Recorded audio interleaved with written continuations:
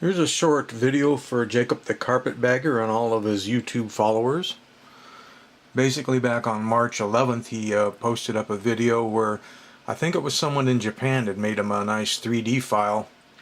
So he'd have, a computer 3D viewable, basically like a modle rama type image. And I'm into modle rama too. It's one of the reasons why I follow his channel. But as you can see, it is printable, but there are some problems with the file. When you're actually 3D printing something with an FDM type printer, you have to take into consideration some other things other than just how good the 3D file looks in spinning around on your computer screen. One of them would be that the file has to, I'm trying to click on an icon and look in the camera at the same time. Not too good at it. Didn't want the builder yet. Here we go. As you can see in this first image, this was my first test print. That's obviously the back. The side, you can see it stops at the top of the head, right about at the glasses line. What was going on there is the file itself has more than one shell in it. It's not Manafold. And in order for a normal FDM 3D printers to work, the files have to be Manafold. Some printers will, it isn't actually a problem with the printer, it has more to do with the slicing program. When you take one of these files, it's sliced up in many layers so that the printer knows what to do with it. And if there's more than one file, more than one part, if you will, within the file, then it's not Manafold. It's not considered one piece. It's not watertight, if you will. And when it gets up to where the glasses were, that's when the slicer had a problem with it. And it was this first one down here. And rather than throwing it away, I decided to have some fun with it. So I printed Jacob a small gray brain to put in place of where the top of the head should have been that didn't print. And I also thought it'd be an opportunity to try some dollar store paint and paintbrushes. Isn't that wonderful? And just paint one up. So that's what happened with the first one. So once I knew that the file wasn't Manafold, I then put it in a program, which let's see, I believe, 3D Builder, which is a file that's in most of the Windows 10 computers. If you put a file in there, you can repair STL files until they are Manafold. So I did that. Then I took it out to my Dreamer. I've got 3 different printers. This is the Flash Forge Dreamer, and I had some glow-in-the-dark plastic left, and I went ahead and let it print. And right now I'm still printing at 100%. The size of the item is the size of the original file. So that would be this one here, which if you expose it to bright light and then take it into a dark room, it will in fact glow in the dark. And that one worked out pretty good. The only place, well, I know most of you people aren't into 3D printing and I don't want to bore you too much with this, but as you can see in the actual thing, you see these structures here, and you won't be able to see it, but it's all around the eyes and around the armpits. Anytime something hangs off in space, since a 3D printer builds up plastic from the ground up, it needs a support because the head can't come over and put plastic into air. The plastic would fall to the ground. So it has to build support structure up all the way to places where it's going to put plastic when they stick out.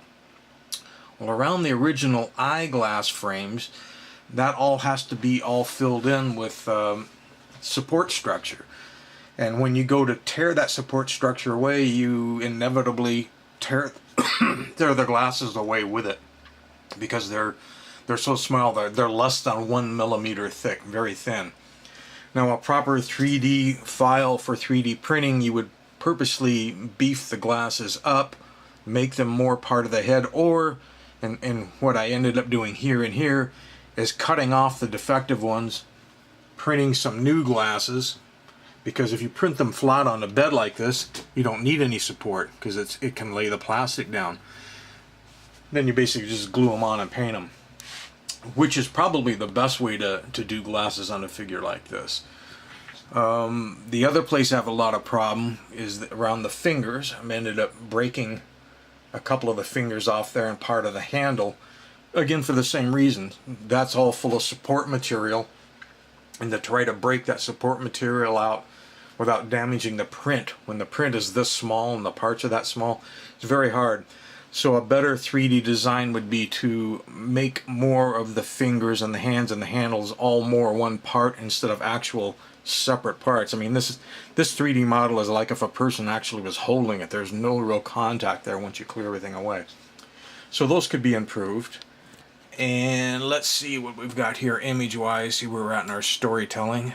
Okay, there it is with the support material on it. Here you can kind of see how it fills in around everything. And the support material pulls off for the most part with your fingers, but in the small areas you have to get in there with X-Acto knives and small tools. And there you could actually see the glasses. I got most of them off.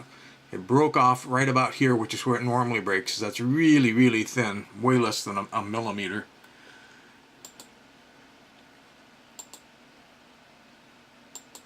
Overall, I was quite happy with it. So then I decided I'd try one in a slightly larger scale.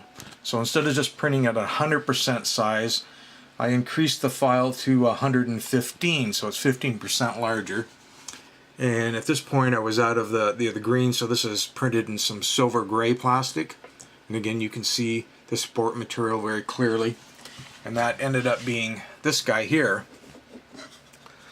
Actually, I had a little bit of white plastic left, so I did the base in white and everything else in the silver gray.